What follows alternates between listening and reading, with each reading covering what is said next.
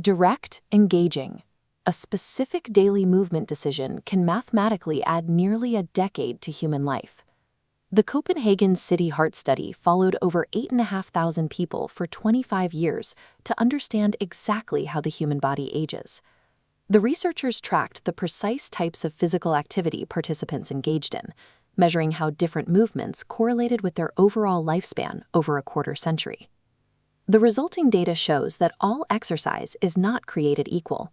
The specific type of movement you choose determines the mathematical difference between dying at 70 or thriving well into your 80s. Jogging establishes a solid cardiovascular baseline. Regular runners add an average of 3.2 extra years to their lives. The mechanism here is straightforward. Consistent, rhythmic movement provides essential cardiovascular efficiency and metabolic regularity. This chart establishes the 3.2-year baseline for jogging, but highlights a massive 6.5-year gap between simple cardio and maximum longevity. Solitary movement is a strong foundation, but biologically insufficient. Reaching the 10-year mark requires compounding variables that standard cardio cannot provide alone. Cycling and swimming provide the first biological upgrades, adding 3.7 and 3.4 extra years of life respectively. Both activities introduce low-impact inflammation reduction.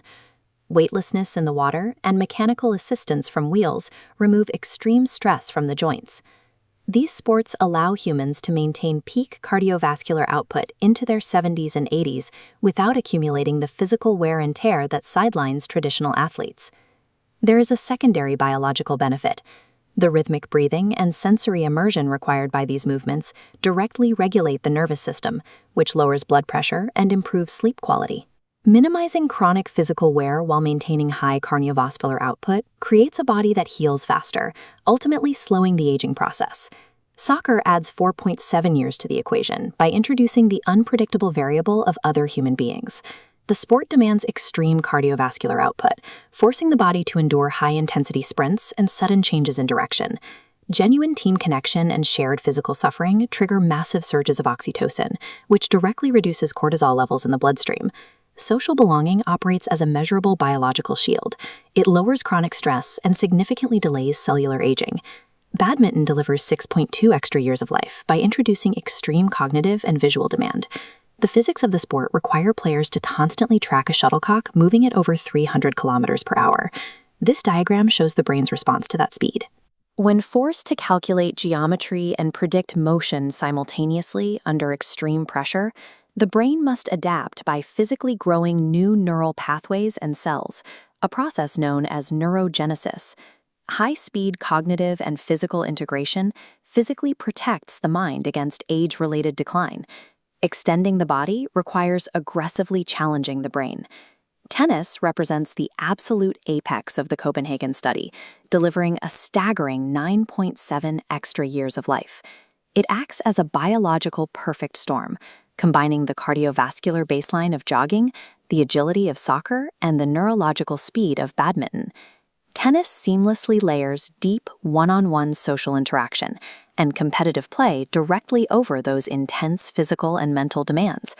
The 9.7-year gap exists because the human body does not age in isolated systems. It thrives when the heart, brain, and social nervous system are pushed to their limits simultaneously. This animation outlines the complete biological equation we have built: cardiovascular efficiency, reduced inflammation, neurological protection, hormonal balance, and social connection. For anyone who has not exercised in years, it is common to fear that it might be too late in life to start. The science prioritizes consistency over intensity. The human body is remarkably adaptable and will respond to movement at any age.